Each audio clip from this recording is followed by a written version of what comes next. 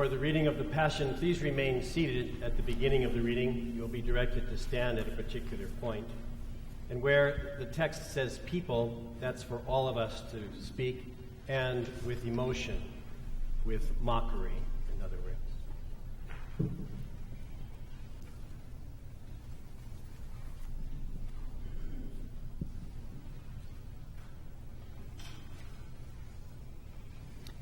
The Passion of our Lord Jesus Christ according to Matthew.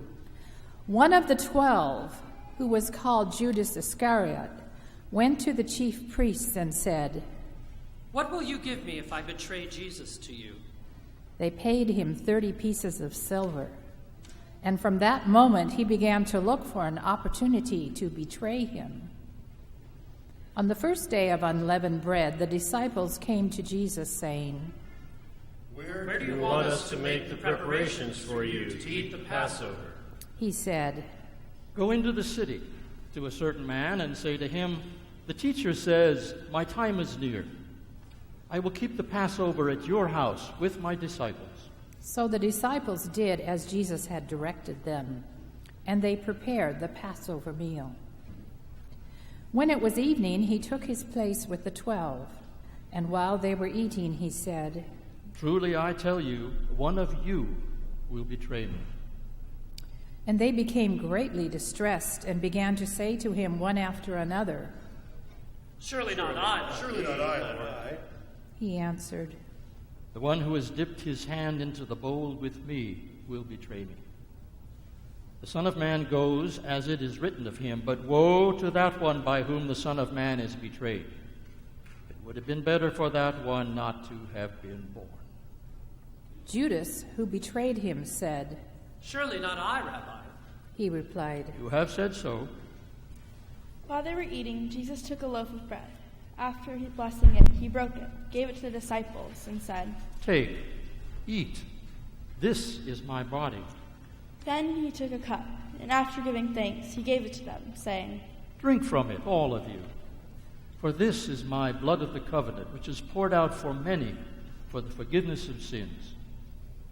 I tell you, I will never again drink of this fruit of the vine until that day when I drink it new with you in my Father's kingdom. When they had sung the hymn, they went out to the Mount of Olives. Then Jesus said to them, You will all become deserters because of me this night. For it is written, I will strike the shepherd, and the sheep of the flock will be scattered.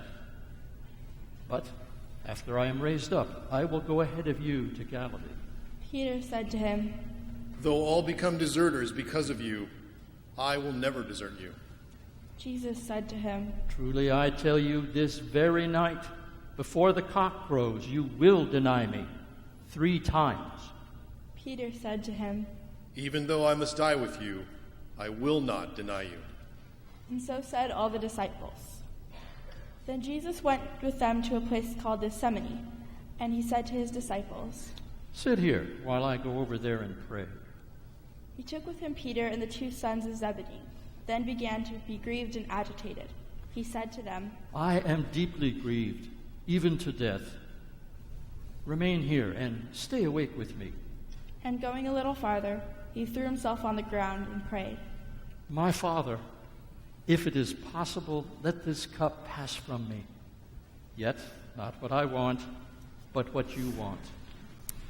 Then he came to the disciples and found them sleeping. And he said to Peter, So, could you not stay awake with me 1 hour? Stay awake and pray that you may not come into the time of trial. The spirit is indeed willing, but the flesh is weak. Again he went away for the 2nd time and prayed, My Father, if this cannot pass until I drink it, your will be done. Again he came and found them sleeping, for their eyes were heavy.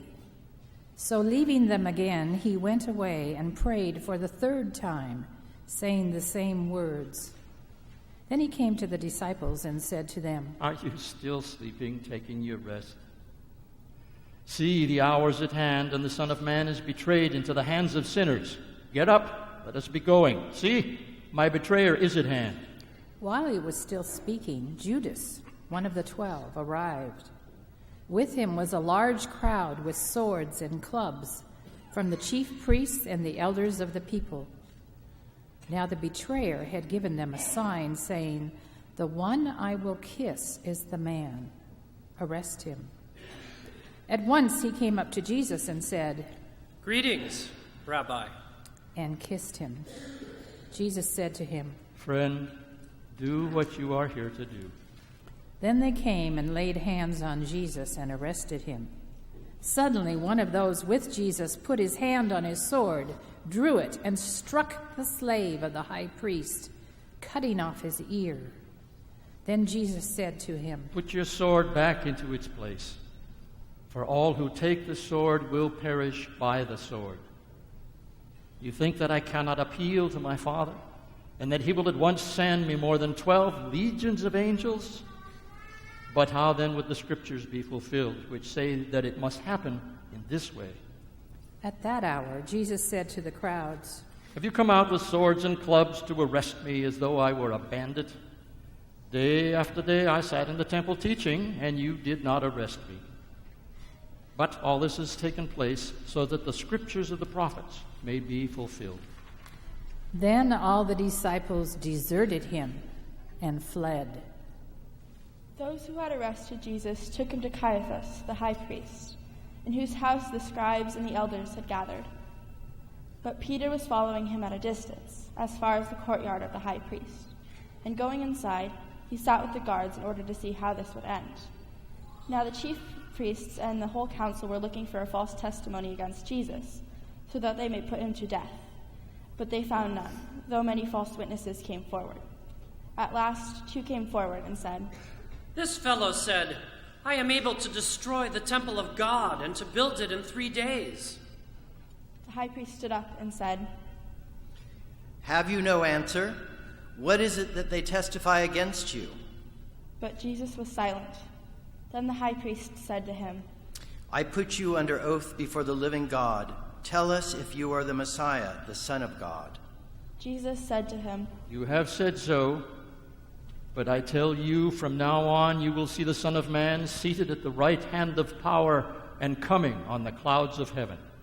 Then the high priest tore his clothes and said, "He has blasphemed. Why do you still need witnesses?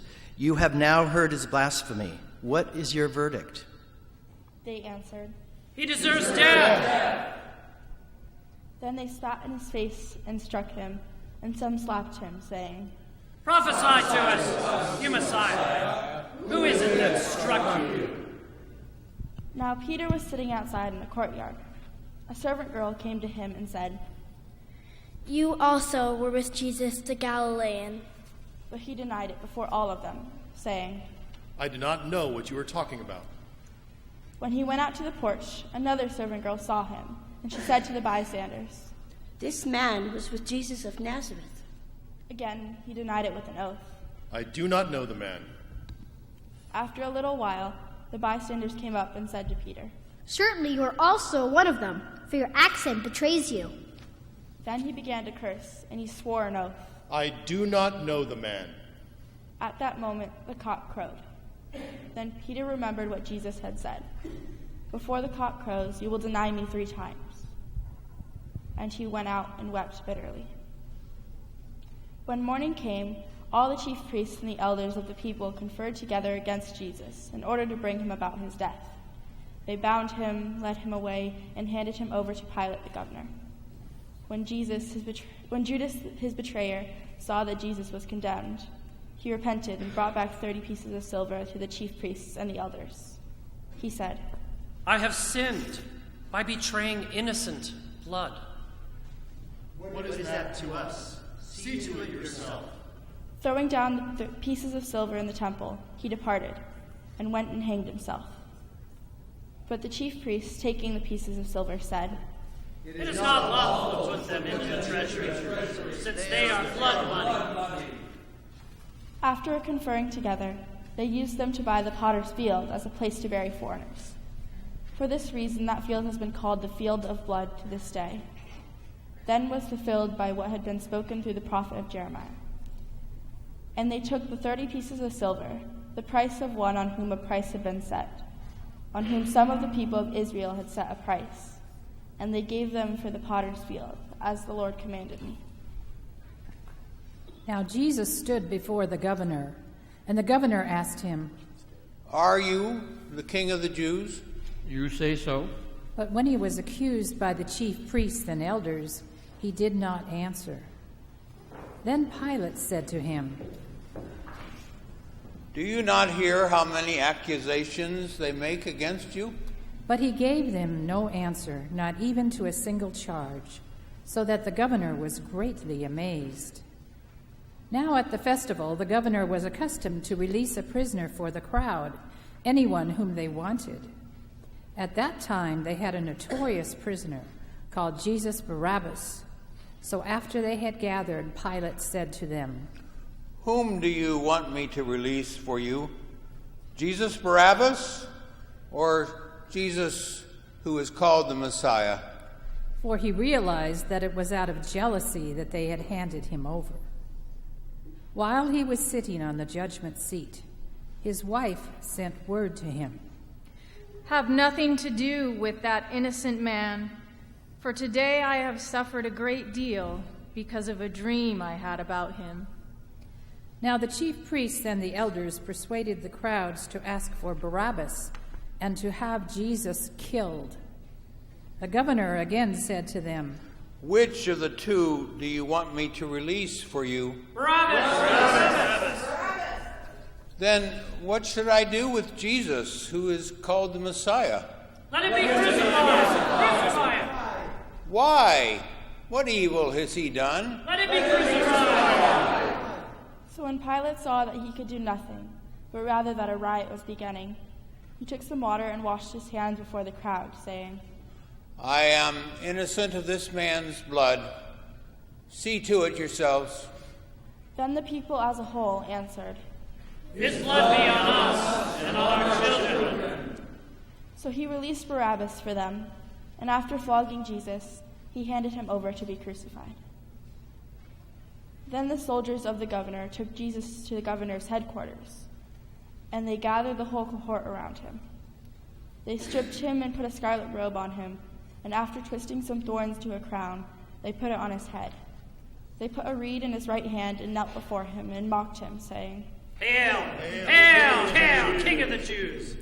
They spat on him and took the reed and struck him on the head. After mocking him, they stripped him of the robe and put his own clothes on him. Then they led him away to crucify him. As they went out, they came upon a man from Cyrene named Simon. They compelled this man to carry his cross. And when they came to a place called Golgotha, which means place of a skull, they offered him wine to drink, mixed it with gall. But when he tasted it, he would not drink it. And when they had crucified him, they divided his clothes among themselves by casting lots. And they sat down there and kept watch over him. Over his head they put a charge against him, which read, "This is Jesus, King of the Jews." Then 2 bandits were crucified with him, one on his right and one on his left. Those who passed by derided him, shaking their heads and saying, You who would destroy the temple and build it in 3 days, save yourself! If you were the Son of God, come down from the cross. In the same way the chief priests also, along with the scribes and elders, were mocking him, saying, He saved others. He cannot save himself. He is the King of Israel. Let him come down from the cross now, and we will believe in him. He trusts in God. Let God deliver him now, if he wants to. For he said, I am God's Son. The bandits who were crucified with him also taunted him in the same way. From noon on, darkness came over the whole land until 3 p.m. And about 3 o'clock, Jesus cried with a loud voice, Eli, Eli, lema sabachthani? That is, my God, why have you forsaken me? When some of the bystanders heard it, they said, This man is calling for Elijah. At once, one of them ran and got a sponge, filled it with sour wine, put it on a stick, and gave it to him to drink. But the others said, Wait, let us see whether Elijah will come to save him. Then Jesus cried again with a loud voice, and breathed his last.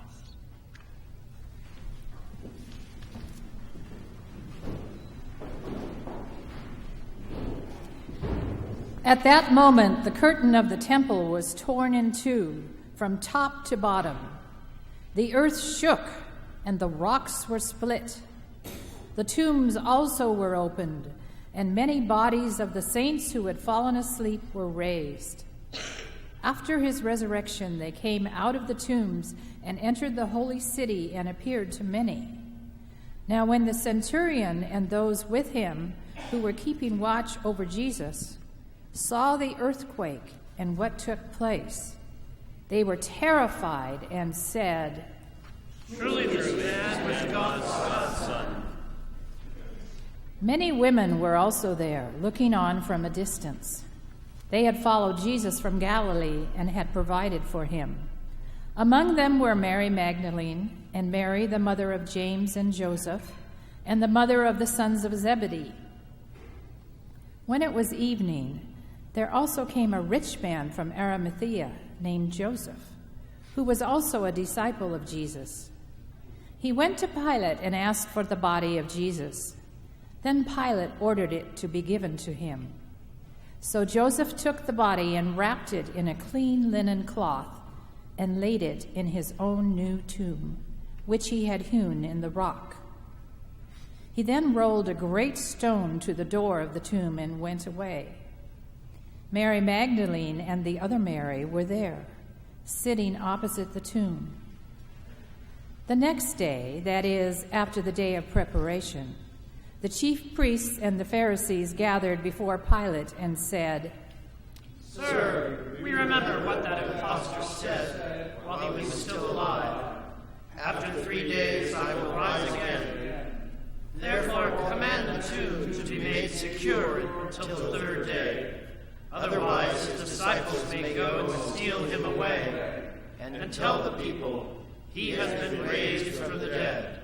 And the last deception would be worse than the first." Pilate said to them, "You have a guard of soldiers. Go, make it as secure as you can." So they went with the guard and made the tomb secure by sealing the stone.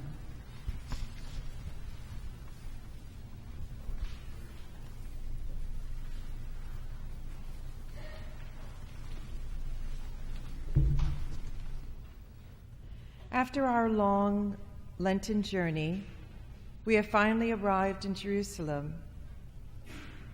Jesus enters to the sounds of celebration, but it all too quickly turns to serious threats. Jesus knows what is coming, yet this knowledge does not seem to make it any easier. As many of you know, I am a jail chaplain, as are Sister MJ, Brother Dennis, and Sharon Crandall. We feel called to follow the words of Jesus in Matthew 25, "I was in prison and you came to see me." Jesus says that what we do for the least, which are a part of his family, we do for him. So we go into jails and sit with his family and listen. We do not fix anything. We do not advise anyone. We simply listen without judgment, but rather with the ear of our hearts.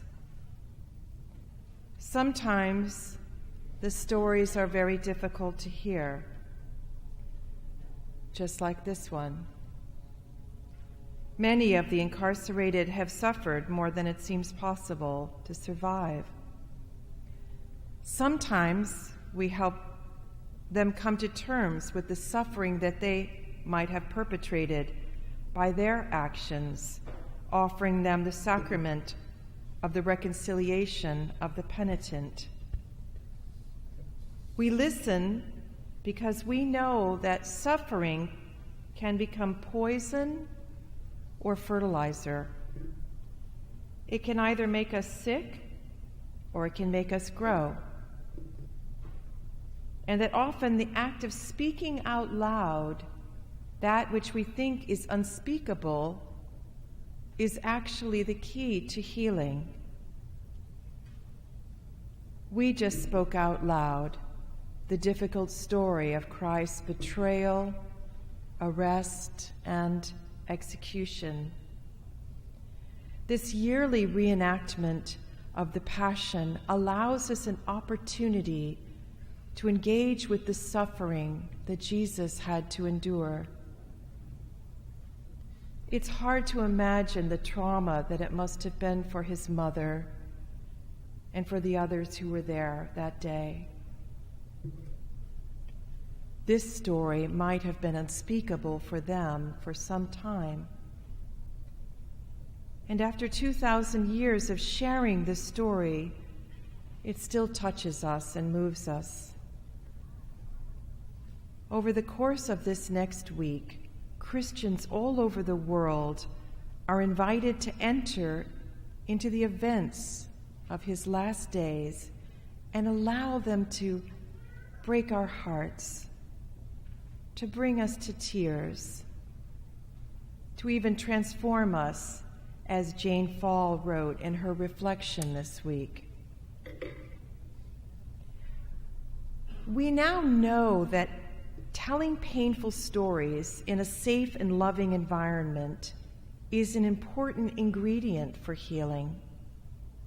Neuroscientists confirm this. Our brains can literally heal from trauma by speaking out loud the events in a loving space. And by not speaking, one can become like a volcano and erupt in anger and violence. God calls chaplains to create this safe and loving setting. It isn't an easy call, but a deeply rewarding one. And of course, we are not alone in these encounters. We are aware that God is with us, guiding us through the Holy Spirit, which is love. Our chaplain supervisor, the Reverend Dr. Ronald David, says, "Pain shared is halved, and joy shared is doubled." Let us enter the suffering of the Passion together. We weep together, and then we will rejoice together.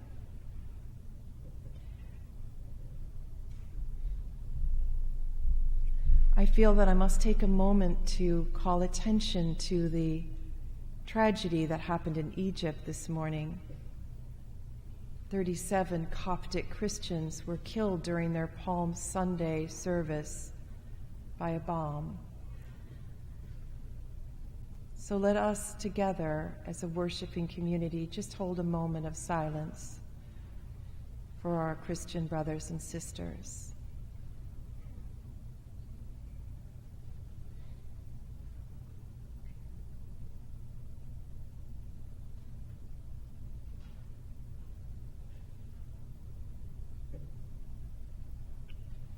Throughout this coming week, there are moving services that invite us to engage and personalize the last days of Jesus' life. This week is an opportunity to actively encounter the events, including the Last Supper, Jesus washing the disciples' feet on Maundy Thursday, the overnight vigil, which recreates his anxious waiting in the Garden of Gethsemane, his arrest and imprisonment.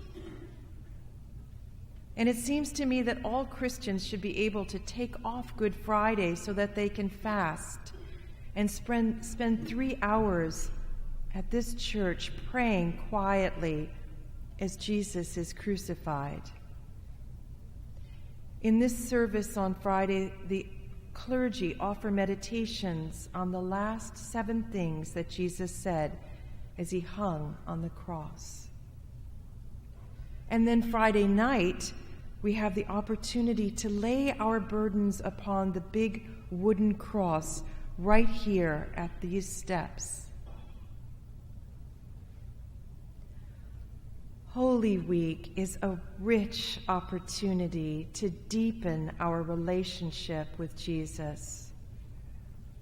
Let's allow ourselves to engage with the suffering of Christ. It makes our relationship with Jesus a little more real, a little more tender, a little more meaningful. And then the joy of the resurrection becomes so much more vibrant. Let's not skip to Easter and avoid the darkness. The transition from pain to joy happens on Saturday night at the great vigil of Easter, and it is the most important service of the year for many of us. It starts outside on the patio where we light our candles from the Paschal candle. We enter the church in the dark with somber chanting, and at the appropriate moment, all the lights come on and we see the stunning extravagance of flowers spilling out of every nook and cranny of the church. We all ring bells and shout with joy. No one wants to feel pain, even Jesus. It is easier to just skip to the resurrection, but there are gifts on this journey which cannot be given without engaging the struggle. So please allow yourself to participate in the holiness of the events of Christ's last days. Allow yourself to actively imagine his experience. And let us be chaplains, listening together with the ear of our hearts to the stories of Christ's last days. Let us honor the feelings that arise, knowing that God is with us through all of it. Let us worship together, held in the holiness of this loving and sacred space. Amen.